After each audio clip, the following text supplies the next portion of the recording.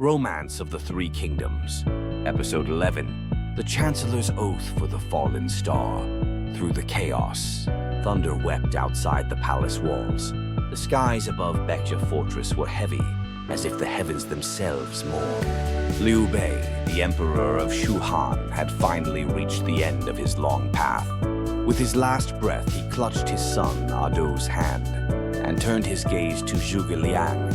Jegalyang, heaven entrusts my will to you. With those fading words, he became a star among stars. Throughout the capital, cries of sorrow echoed in every street. The palace drowned in a sea of grief, but Jegalyang did not shed a tear. Before the emperor's still form, he bowed 3 times in silence. Then, without a word, he opened the final chapter of the military strategy text. Chapter 8. The Way of Righteous Governance and the Path of the Stars. It was the last chapter Liu Bei ever read aloud. Now it is my path to walk. He whispered this into the darkness. Through the long night he knelt beside the emperor, and when dawn painted the horizon in pale crimson, he rose with purpose. Amid the silent court, Jegalyang declared, I shall become chancellor. For the will of the emperor and the heart of the people, I shall raise Shuhan to righteousness. The sky above the palace turned a solemn red. It was as if the heavens had heard his vow. All ministers stood as one in support. The people's hearts, weary yet full of trust, turned toward him. Wearing humble robes and a dark sash, he stepped outside the palace gates. There he faced the people and spoke. This nation is a light left by our emperor, and I, Jegalyang, vow to protect that light. Though the world may fall into chaos, the skies above Shu shall remain just. Seasons passed. 3 times the leaves fell and bloomed again. Jegalyang worked tirelessly to rebuild from within, calming the people, restoring strength, reading the stars and the art of war each night. His path had narrowed to one single word. Northern Campaign. It was not vengeance. It was destiny. Then, one spring morning, the Chancellor's carriage rolled through the yellow fields, heading toward the borders of Wei. Beside him sat the young Emperor Ado, watching silently. Jegalyang turned and said gently, Your Majesty, stars do not vanish. They simply hide for a while. With a faint smile, he added, I will follow that star. And so Jegalyang's journey began, with Liu Bei's will in his heart, and a fallen star still watching from the sky. Episode 12. Prelude to the Northern Expeditions, where the stars rest. Beneath the sky of Shu, spring had ripened. Blossoms stirred, rivers swelled, and the people returned to their fields. But this spring felt different, though no one could yet hear it. The destiny of the realm had begun to shift. Jegalyang, the crouching dragon, began to move. In the 6th year of Jingyao, the emperor nodded solemnly before his people, and the great army of Shu silently departed the capital. Dust rose behind them as banners unfurled in the breeze, bearing but one word, Tushibiao Memorial of Departure. The soldiers of Shu knew this path might never bring them home again. Yet not a single man hesitated, for before them walked the one who bore the stars in his gaze. Prime Minister Jegalyang. The army marched to Hanzhong, quietly yet with dignity. Each night, Jegalyang studied the stars, and by day sketched formations in the sand. He wasn't merely preparing for war, he was rewriting the fate of the nation. This campaign, he said, is not for revenge nor conquest. It is to restore the hearts of the people and align with the will of heaven. Their first obstacle, General Xiahou Mao of Wei, a man of swift cavalry and ruthless tactics, descended from the house of Cao Tao. But Jegalyang avoided direct conflict. He concealed massive wooden boats beneath thickets, and under cover of night crossed the river silently. When Xiahou Mao heard of it, he scoffed. Did they walk across water? Shrouded in the morning mist along the Han River, Jegalyang launched his surprise attack. Caught off guard, Xiahou Mao's forces scattered, and in that first encounter of the First Northern Expedition, Shu claimed a decisive victory. Yet Jegalyang did not press forward. He halted and whispered, A star does not rush, To keep its light, it must wait. That night, the stars burned especially bright. One seemed to nod from above, as if acknowledging the path below. This is only the beginning. He dipped his brush in ink once more, preparing for the next campaign. Episode 13, A Shadow Between the Stars, the gaze of Sima Yi. The spring rain that soaked the vast lands of Hanzhong finally ceased. Shu Han's northern expedition stood quietly at its next threshold. Jegalyang had not given up. In his heart, there was only one goal: to restore the balance of the realm. But the heavens did not simply watch. From the shadowy halls of Wei's court, Sima Yi, known as Zhongda, was taking root, slowly, silently, and with terrifying depth. After Emperor Cao Pi's death, his young son, Cao Rui, took the throne. The court spiraled into unrest, and in the quiet of that chaos, Sima Yi watched.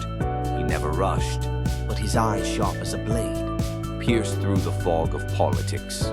Jegalyang, your brilliance, I will extinguish it.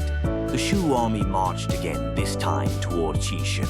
Jegalyang, with perfect order, led troops and supply lines like stars shifting in the night sky. Back in Wei, the court granted Sima Yi full military command. A cautious decision, but one that would echo for generations. The Battle of Qishan. Jegalyang's forces constructed massive wooden trebuchets, moved supply carts, and marched with unmatched discipline. In contrast, Sima Yi remained still. He refused to fight directly. Do not clash with him head-on.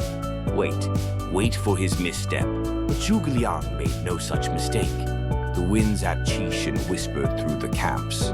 Two brilliant minds collided not in swords, but in silence. One night, gazing at the stars, Jegalyang murmured, "His eyes hold no wind. He blocks the winds, he will become a storm." He understood then. Sima Yi was not a mere general. He was a strategist who could wait as long as it took. Days passed without conflict. Shu's supplies thinned. Fatigue spread. Jegalyang had no choice but to retreat. But his gaze still burned with will. Stars may hide behind clouds, but they always return to the sky. Episode 14, The Battle of Jiting, an unyielding strategy. The fate of Shu hung in the balance, and beyond, the treacherous mountain paths lay Jitinga, crucial strategic point. Jegalyang knew that without capturing it, the northern expeditions would never truly begin. But Jiting was guarded by a formidable General Zhang He of Wei, a veteran of countless battles, not a man to underestimate. All warfare is based on deception. Pretend weakness when you are strong, and act strong when you are weak. The art of war, Sun Tzu. Jegalyang divided his army into three. One moved silently under the cover of night. Another served as bait to draw the enemy's attention. The last, bold and visible, marched straight ahead. Zhang He fell for the ruse. He shifted the bulk of his forces to the north, while Jegalyang's hidden troops seized the narrow valleys near Jiting. Once victory was in sight, Jegalyang softly recited from one of his memorials to the emperor, "Though I am foolish and unworthy, my loyalty shall move the heavens." Zhang He, trapped and retreating, was struck by arrows. Even in death, he maintained the dignity of a true general. Jegalyang honored him with solemn rites, respecting his valor. Jegalyang's tactics were like the wind, unseen yet undeniable, still yet always ahead. That day, the capture of Jiting wasn't just a victory of land, but a triumph of wisdom. If you know the enemy and know yourself, you need not fear. The result of 100 battles, the art of war, Sun Tzu. And so the people whispered, "Jegalyang wields the battlefield like a poet wields his brush." Epic Tale Part 15, The Qualities of a Great Ruler. A strong wind stirred through the Shu camp. Though the victory at the Battle of Jiting had uplifted the troops' spirits, Jegalyang's gaze remained, distant fixed upon the vast northern lands that still lay unconquered. Victory was but a fleeting moment, the war was far from over. Slowly, he stepped into his quiet tent. The night air was still, and the flickering lights of the soldiers' fires dotted the fields like stars. There, alone, Jegalyang dipped his brush and began to write. What he penned that night would later be known as the Chu Shi Biao, a declaration of devotion as profound as a final will. Though I am foolish and lowly, my heart burns with loyalty for the Emperor and our nation. As his brush moved across the parchment, he knew deep within that his time was drawing near. And yet he pressed on, drafting strategies, preparing Shu for battles that might come even after his death.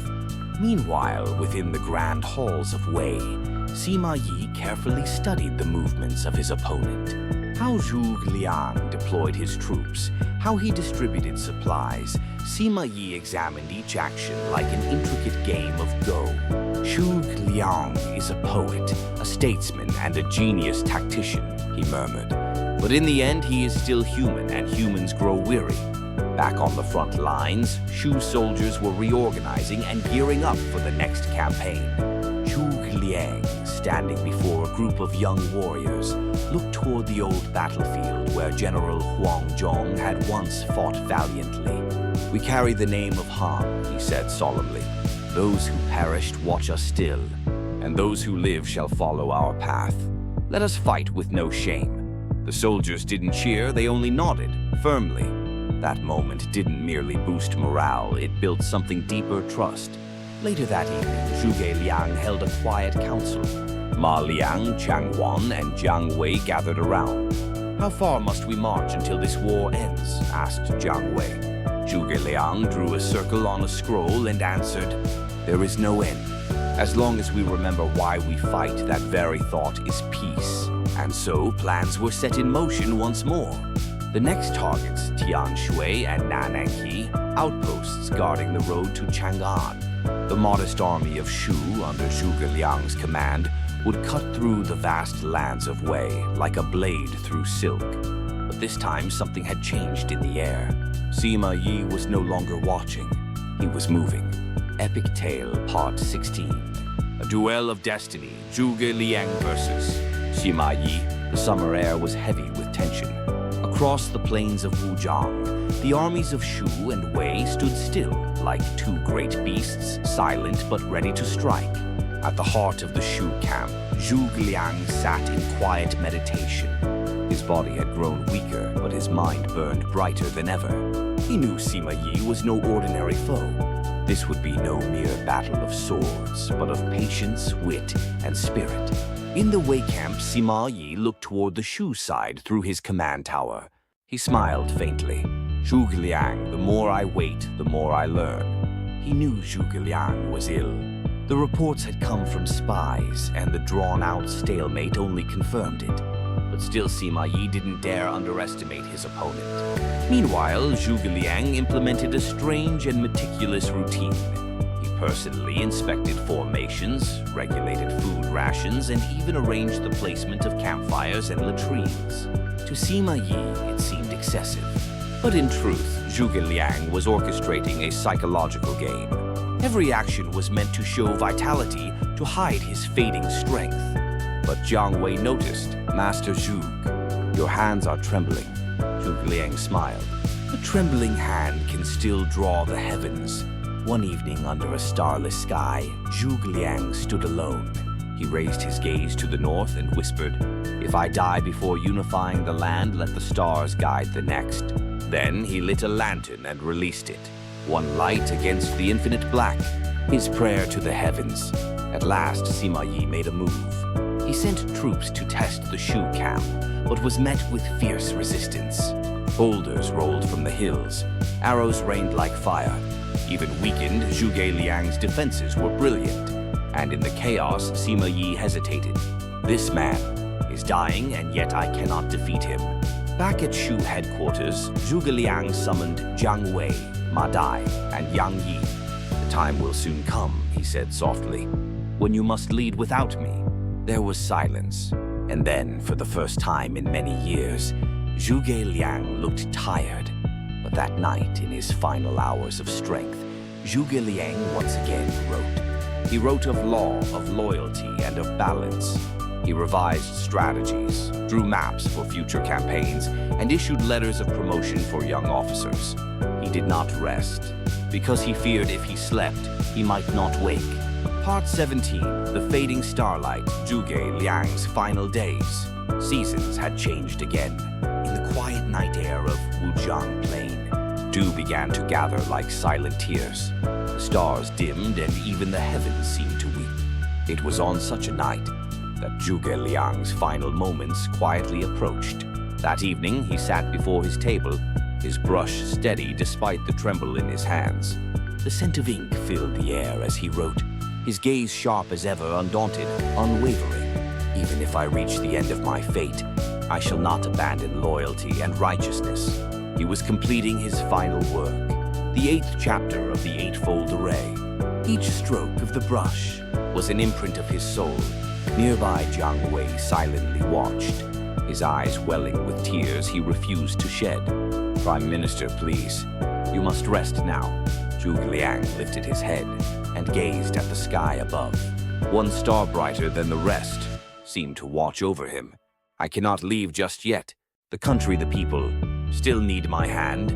But deep within, he already knew that star would outlast him.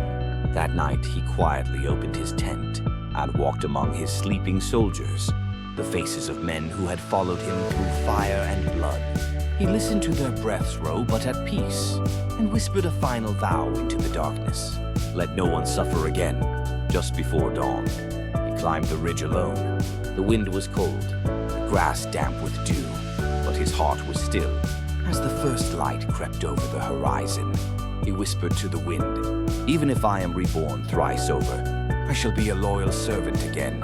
At that moment, the brightest star in the sky quietly vanished, and Jegalyang closed his eyes forever. His final will was simple. Do not dress my funeral in ceremony. Do not raise a stone for my tomb. Do not dig deep into the earth. Let only my ideals be passed on. His words spread like a gentle breeze among the soldiers. Thus passed a genius, a light of an era. But even after death, his strategies breathed on. His loyalty lit the way for generations to come. Episode 18, Towards the Vanished Star, Jiang Wei's Choice. After Jegalyang's passing, the skies over Shu felt emptier than ever. Soldiers bowed their heads in silence. Generals clenched their fists in solemn vow. That night, Jiang Wei sat alone in his tent, his hand resting over a weathered map. His eyes shimmered with anxiety, sorrow, and a desperate yearning. Master, why did you leave me behind? Kneeling before a painting of Jegalyang, Jiang Wei whispered into the quiet. The wise gaze of his mentor seemed to answer him with silent resolve. The next day, the court gathered. Arguments ignited over who should lead next. But Jiang Wei stood calmly and declared, I will continue the northern campaign.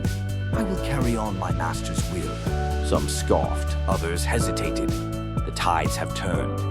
It's hopeless now. But Jiang Wei responded, his dream will not end in the dust. I will fight until the final stroke of fate. That night, beneath the dying campfires, Jiang Wei walked through the cold wind, returning to the places where Jegalyang once stood, where strategy had once danced on parchments. There, he drew new formations on the battlefield map, echoes of a dream reborn. Years later, the banners of Shu once again marched toward the north. Jiang Wei led them not with confidence, but with a quiet fire in his heart. Though this road is thorned and lonely, I do not walk alone. I walk beside the shadow of my master. And the soldiers, moved by his words, followed him into the storm. But the road became lonelier. Allies fell. Politics grew poisonous. The dream flickered. Jiang Wei came to understand his battle was no longer to win a war, but to preserve a memory. On the night he was finally surrounded, he left behind a final letter. Master, now I too shall become a star. I follow the constellation where you disappeared, and perhaps my shadow will vanish with yours. And thus, another page of the Three Kingdoms fell quietly into history. Episode 19, Flames of Loyalty, the last stand of Guanxing and Zhangbao in the waning days of the Shu Kingdom. Loyalty blazed like a fierce flame among its warriors. Guanxing and Zhangbao, sons of legendary heroes, stood shoulder to shoulder amid the chaos. The enemy forces pressed harder, their numbers overwhelming, their resolve unyielding. Yet Guanxing's eyes burned with unwavering courage. Beside him, Zhangbao gripped his spear tightly, ready to defend what remained of their fallen land. We fight not for glory, but for the memory of our fathers and the future of our people. Their battle cries echoed across the battlefield, sparking hope in weary hearts. As the clash intensified, each stroke of their weapons was a testament to their spirit. Their loyalty was not just to a kingdom, but to the ideals that had shaped their lives. Though the odds were stacked against them, they refused to surrender. They fought with the passion of men who knew that sometimes the fiercest battle was the one waged within. When the dust finally settled, the names of Guanxing and Zhangbao were etched into the annals of history, symbols of unbreakable loyalty and bravery. Their final stand was not the end, but a beacon for those who would come after, reminding all that honor lives on, even in the darkest hours. Episode 20. The Rise and Fall of the Kingdoms, A New Dawn. As the dust of countless battles settled, the once mighty kingdoms faced a new reality. The balance of power had shifted, and the future was uncertain. Amid the ruins of war, old alliances crumbled and new ones were forged. Leaders who had fought bitterly now sought peace, aware that endless conflict could bring only ruin. The sword may rest, but the spirit of the land endures. In this fragile moment, hope flickered like the first light of dawn. New faces emerged on the stage of history, while legends faded into memory.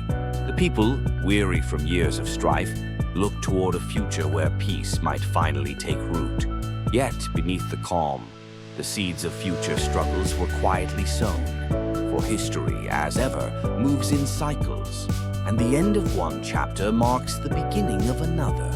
Thus, the story of the Three Kingdoms closes this chapter, but the tale of heroism, loyalty, and ambition will forever echo through the ages. Please subscribe and like notifications. Let's share stories that have been pouring out like stars.